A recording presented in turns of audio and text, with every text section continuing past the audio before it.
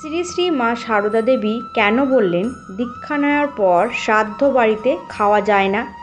কী এমন কারণ যে মা সারদা দেবী স্বয়ং শ্রাদ্ধ বাড়িতে খেতে বারণ করেছেন? এই প্রশ্নের উত্তর আজকে আপনাদের সামনে নিয়ে চলে এসেছি। নমস্কার বন্ধুরা, রাখি অফিসিয়াল চ্যানেলে আপনাদের সকলকে জানাই অনেক স্বাগত। আশা করি ঈশ্বরের কৃপায় আপনারা সকলেই খুব ভালো আছেন এবং সুস্থ আছেন। চ্যানেলে নতুন দর্শক হয়ে থাকলে অবশ্যই চ্যানেলটিকে সাবস্ক্রাইব করে পাশে থাকবেন। তো বন্ধুরা, চলুন এবার ভিডিওটির মূল পর্বে যাওয়া যাক। একবার এক সাধু ঘুরতে ঘুরতে এক গ্রামে গিয়ে উপস্থিত হয়েছিলেন। তখন প্রায় সন্ধ্যা হয়ে গিয়েছিল। পরিব্রাজনকারী সাধুরা কখনো কোনো দিন কোনো গৃহে আশ্রয় গ্রহণ করে না। সেই গ্রামে ছিল এক মন্দির। সেই মন্দির দেখে সাধু সেখানে আশ্রয় গ্রহণ করেছিলেন।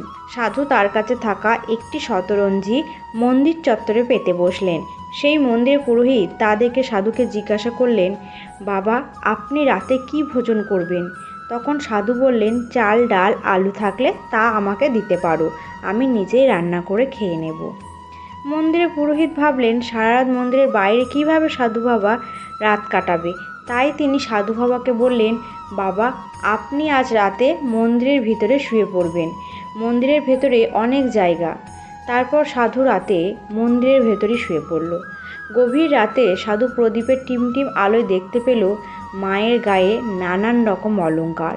সেগুলি দেখে সে মনে মনে চিন্তা করে, এত গয়না মন্দিরে কোনো কাজেই লাগবে না, এগুলি বরং সে নিয়ে নেবে। এই বলে সে মায়ের সব গয়না খুলে নিয়ে এক এক করে ব্যাগে ভরে নিল এবং তারপর সকাল হতে না হতে সে সেখান থেকে চলে গেল। তারপর সেই মন্দিরের পুরোহিত সকালবেলায় মন্দিরে এসে মন্দির চত্বরে সমস্ত কিছু পরিষ্কার করে মায়ের পূজা করতে যাবে। সেই সময় সে দেখতে পেল তার মায়ের গায়ে কোনো রকমের গহনা নেই। সঙ্গে সঙ্গে সে সেই সাধু বাবার খোঁজ করে, কিন্তু সে মন্দিরে কোথাও তাকে খুঁজে পেল না। আর তারপর সে চিৎকার করতে লাগলো। সে চিৎকার শুনে সমস্ত গ্রামের লোক এসে উপস্থিত হয়। আর সমস্ত গ্রামবাসীরা মনে মনে চিন্তা করতে লাগলো, যদি সেই সাধুকে খুঁজে পাওয়া যায় তাহলে তাকে তারা মেরেই ফেলবে। কিন্তু সাধু আন্দাজ করে ফেলেছিলেন তার এই কুকর্মের শাস্তি কী হতে পারে।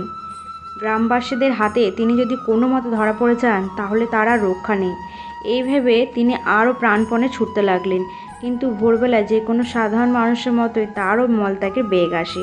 এক পুকুরের কাছে গয়না শুদ্ধ ঝোলাটি রেখে তিনি মলত্যাগ করতে যান। করার পর তিনি ঝোলাটার দিকে তাকিয়ে ভাবেন, এমন কাজ তিনি কি করে করলেন, কেনই বা তিনি করলেন? আমি একজন সাধু হয়ে ত্যাগের জীবন বেছে নিয়েছি, অথচ আমি মন্দিরে মায়ের গয়না চুরি করে পালিয়ে এসেছি। শেষ পর্যন্ত আমার এমন অবনতি হলো। এ কী হাল হয়েছে আমার! আমি তো কোনোদিন স্বপ্নেও ভাবিনি আমি চুরি করতে পারি। তারপর তিনি নিজেকে বোঝালেন যে যা হয়েছে হয়েছে, কিন্তু এবার তাকে ফিরে যেতে হবে। মার খেতে না হলে তিনি মারই খাবেন, কিন্তু তাকে এই গয়নাগুলো সেই স্থানে ফিরে দিয়ে আসতেই হবে। আর এই ভেবে সেই সাধু বাবা সেই ঝোলা নিয়ে সেই মন্দিরের সামনে এসে উপস্থিত হয়। অন্যদিকে গ্রামবাসীরা তো রাগান্বিত হয়ে বেরিয়ে পড়েছেন, কিন্তু তারা দেখতে পান যে সেই সাধু নিজেই আবার ফিরে এসেছে। এমন অবস্থা দেখে গ্রামের বিজ্ঞরা বললেন, দাঁড়াও, তোমরা এখন ওকে মেরো না, ও আগে কি বলছে সেটা আগে শুনি। সাধু বাবা ততক্ষণ ফিরে এসে ঝোলাটি পুরোহিতের হাতে তুলে দিলেন। তিনি পুরোহিতকে বললেন, আমাকে মারার আগে একটা কথা তুমি বলো তো, আচ্ছা তুমি কি শ্রাদ্ধের পূজা করো? পুরোহিত বললেন, হ্যাঁ, তা তো অবশ্যই আমি করি। সাধু সেই উত্তর শুনে আবার তাকে জিজ্ঞেস করলেন, আচ্ছা কালকে যে তুমি আমাকে চাল ডাল আলু দিয়ে গেলে সেগুলি কি শ্রাদ্ধের কাজ করে পাওয়া? পুরোহিত বললেন, হ্যাঁ, ওগুলো শ্রাদ্ধের কাজের পরই পাওয়া। সাধু আবারও বলে উঠলেন, সেই ব্যক্তি কতদিন আগে গত হয়েছেন? পুরোহিত বললেন, এই তো দিন চারেক হলো। তখন সাধু তাকে শুধালেন, আচ্ছা আমাকে বলো তো সেই মানুষ কেমন ছিল?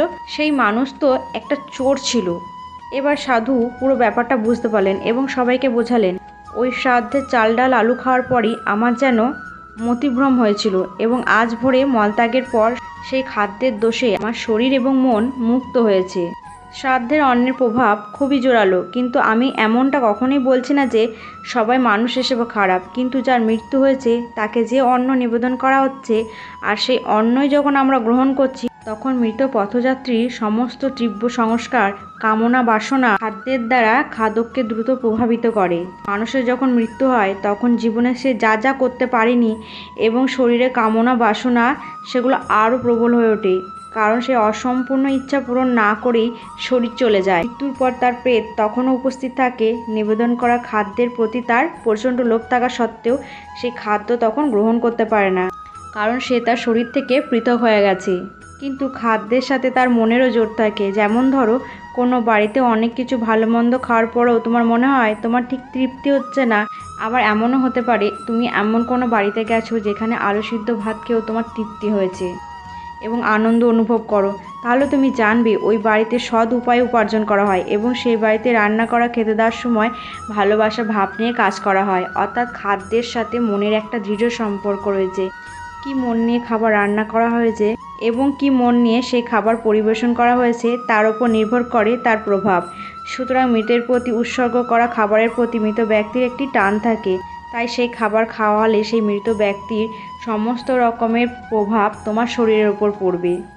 বিশেষ করে যে কেউ দীক্ষা নিয়ে থাকে তার ওপরে এর প্রভাব বেশি লক্ষ্য করা যায়, কারণ দীক্ষা নিলে মানুষের জীবনযাপন পরিবর্তন হয়, সে ঈশ্বর চিন্তায় মগ্ন হয়ে থাকে। আবার অনেকে দীক্ষা না নেওয়া সত্ত্বেও ছোটোবেলা থেকে শ্রাদ্ধ বাড়িতে খাবার খেয়ে সেই প্রভাব অনুভব করতে পারে এবং অনেক সময় অসুস্থ বোধ করে।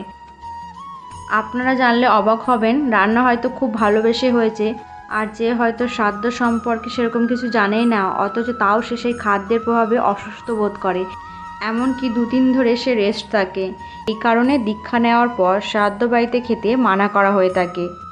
কিন্তু হ্যাঁ, শ্রাদ্ধ বাড়িতে যদি কোনো দোকান থেকে বা অন্য কোনো বাড়ি থেকে যদি খাবার এনে দেওয়া যায় তাহলে সেই খাবার গ্রহণ করা যেতে পারে, কিন্তু মৃত ব্যক্তিকে নিবেদন করা খাবার একদমই খাওয়া উচিত নয়।